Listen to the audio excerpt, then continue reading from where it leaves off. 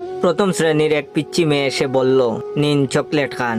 মেয়েটি বলল, আমি জানি সম্পর্কে আপনি আমার বাসুর লাগেন। এটা শোনার পর মনে হলো আমাকে কেউ ফ্রিজ থেকে মাত্র বের করেছে। আমি বরফ হয়ে গেছি, কোনো নাড়াচাড়া নেই। স্বাভাবিক হয়ে বললাম, তা বাবু আমি তোমার বাসুর হলাম কিভাবে? পিচ্চি বলল, মা, আপনার ছোট ভাই আমাকে বিয়ে করলে আপনি আমার বাসুর হবেন না। আমি বললাম, ও আচ্ছা ছোট ভাই, তার মানে তুমি রোহানকে পছন্দ করো। পিচ্চি লজ্জা লজ্জা ভাবে এনে বলল, পছন্দের পর্ব তো অনেক আগেই শেষ হয়ে গেছে, এখন তো আমরা একে অপরকে। আমি অবাক হয়ে বললাম, একে অপরকে কি?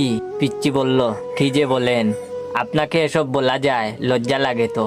আমি অবস্থা উত্তাল পাতাল দেখে বললাম, আচ্ছা লজ্জা যেহেতু লাগছে তাহলে তাক বলতে হবে না, তুমি এখানে বসো, তোমার সাথে একটু কথা বলি।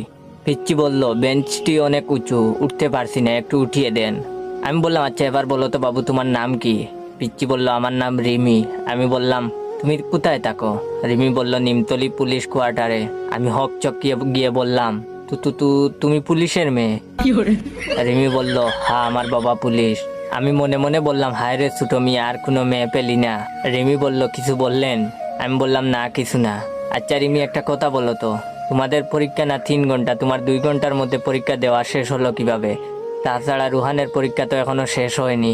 রিমি বলল, আমি তো ইচ্ছে করে তাড়াতাড়ি লেখা শেষ করে রুহানকে খাতা দিয়ে এসেছি, এখন রুহান লিখছে, ওর লেখা শেষ হলেই তবেই তো আসবে।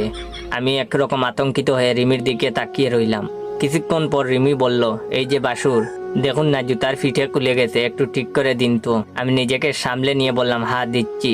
আর বললাম, আচ্ছা রিমি তোমাকে নিতে আসে কে? রিমি বলল, আমাকে আমার আম্মু নিতে আসেন, আম্মু ব্যস্ত থাকলে আপু নিতে আসে। আমি বললাম, ভালো, কিছু খাবে রিমি, কিনে দিব? রিমি বলল, না কিছু খাবো না, সকাল থেকে অনেক কিছু খেয়েছি, আমার বয়ফ্রেন্ড রোহান কিনে দিয়েছিল, ক্যাডবেরি খেতে ইচ্ছে করছিল না, তাই তো আপনাকে দিলাম খাওয়ার জন্য।